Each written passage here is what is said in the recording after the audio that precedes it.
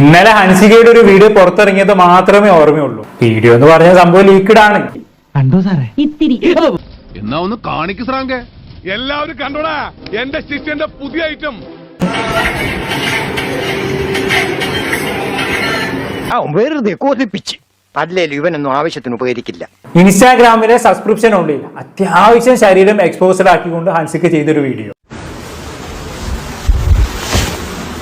അയ്യേ, ഇത് മുഴുവൻ തുണി കൊടുത്ത ഫോട്ടോകളാണല്ലോ മക്കളെ. ഞാൻ വേറെ ഒന്നും ചെയ്തില്ല, ഇത്രേ ചെയ്തുള്ളൂ.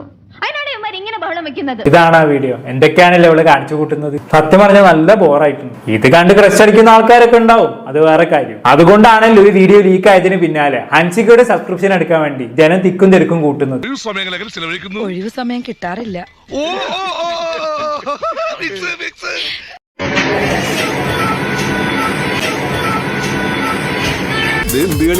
ഇതാണ് മാർഗങ്ങൾ.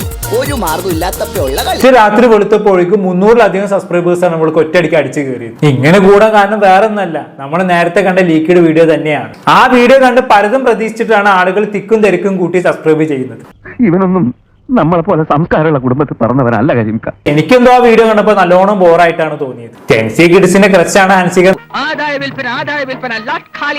ഹൻസികയുടെ ഒരു വീഡിയോ കണ്ടപ്പോൾ കൃഷ്ണകുമാറിന്റെ ഒരു പഴയ ഇന്റർവ്യൂ ആണ് എനിക്ക് ഓർമ്മ വന്നത്. സോഷ്യൽ മീഡിയയുടെ അമിത ഉപയോഗം നിയന്ത്രിക്കണമെന്ന് താൻ മക്കളോട് ഇടയ്ക്കിടെ ഉപദേശിക്കാറുണ്ട് എന്നൊക്കെ കൃഷ്ണകുമാർ പണ്ടൊരു ഇന്റർവ്യൂവിൽ പറഞ്ഞിട്ടുണ്ടായിരുന്നു. നമ്മൾ എന്തായാലും ആ വീഡിയോ ഒന്ന് കണ്ടോക്കാം. അതെന്തിനാടാ പന്നിപ്പ പറഞ്ഞതല്ല, പിന്നീട് വരെ അവസരം കിട്ടിയില്ല. സോഷ്യൽ മീഡിയ പറയാറ് ഭയങ്കര കൂൾ ഡാഡി എന്നാണ് പറയാറ്. ഇപ്പൊ പൊതുവിൽ യൂസ് ചെയ്യുന്ന ഒരു ഡയലോഗ് ഉണ്ടല്ലോ, തന്ത വൈബ് അല്ല വൈബ് തന്നാന്ന് പറഞ്ഞു. ആര് പറഞ്ഞു? എപ്പ പറഞ്ഞു? ഞാൻ പറഞ്ഞിട്ടില്ല. എനിക്കറിയാൻ പാടില്ല. ഞാൻ മരുന്ന വിളിക്കേണ്ടതാണ്. ഞാൻ പോണ്. ഇത് നിങ്ങളുടെ പ്രശ്നമാണ്. കൃഷ്ണകുമാർ അദ്ദേഹത്തിന്റെ പെൺകുട്ടികൾക്ക് നൽകുന്ന പോലത്തെ ഒരു ഫ്രീഡം, അതാണ് ഓരോ അച്ഛനും നൽകേണ്ടത് എന്ന് പറയാറുണ്ട്. ആദ്യം തിരുത്തട്ടെ, ഈ സ്വാതന്ത്ര്യം നിങ്ങളുടെ കയ്യിലിരിക്കുന്നതാ, ഞാൻ തരേണ്ടതല്ല. അയ്യേ, ഇവനാണ് പരിഷ്കാരി.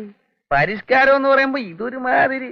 നിങ്ങൾ ജനിക്കുമ്പോൾ നിങ്ങൾക്കെല്ലാം നിങ്ങളുടെ അകത്തുണ്ട്, എൻ്റെ അകത്തുണ്ട്. ഈ നിങ്ങൾ പിന്നെ കാണുന്ന പോലെ അത്ര കൂളൊന്നും അല്ല ഞാൻ. ഈ പിള്ളേർക്കൊക്കെ നല്ല വഴക്കും ചീത്തയൊക്കെ കൊടുത്തിട്ടുള്ളതാണ് കേട്ടോ.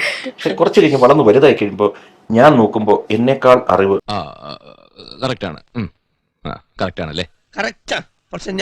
ഇപ്പോഴത്തെ ചെറുപ്പക്കാര് ഭയങ്കരമായിട്ട് വഴിപടച്ചു പോകുന്നവരാണ്. അങ്ങനെയാണ് ഇങ്ങനെയാണ്. കണ്ടില്ലേ, കണ്ട ഇപ്പൊ എന്റെ മക്കള് അമ്പിടരൂടെ കറങ്ങുന്നു, പെൺകുട്ടികൾ ഒരു നിയന്ത്രണമില്ല, കണ്ടവന്റെ കൂടെ ഇതാണ് പറയുന്നത്. നിന്നോടൊന്നും പറഞ്ഞിട്ട് കാര്യമില്ല. നോ ഇൻഫർമേഷൻ, വിവരമില്ല. ഇപ്പൊ സോഷ്യൽ മീഡിയ ആയിക്കോട്ടെ, വോട്ടവർ ഇറ്റ് ഈസ്, ഓവർ യൂസ് അപകടം തന്നെയാണ്. അപ്പൊ ഇതെല്ലാം നിയന്ത്രിക്കുക. അതെ, നിയന്ത്രിച്ച് ഒടുവിൽ മകൾ സോഷ്യൽ മീഡിയയിൽ പോയി തുണയിച്ചിടുന്നത് വരെ എത്തിയ കാര്യങ്ങൾ. എന്റെ വേളാങ്കണ്ണി മാതാവേ, ഇവന് കുറച്ചു ബുദ്ധി ഉണ്ടായിരുന്നെങ്കിൽ മന്ദബുദ്ധി എന്നെങ്കിലും വിളിക്കായിരുന്നു. അതും ഇല്ലാതായി. കിട്ടിയ മുതലും പലിശ ചേർത്ത് കിട്ടി. ആരും കണ്ടില്ല. വാ.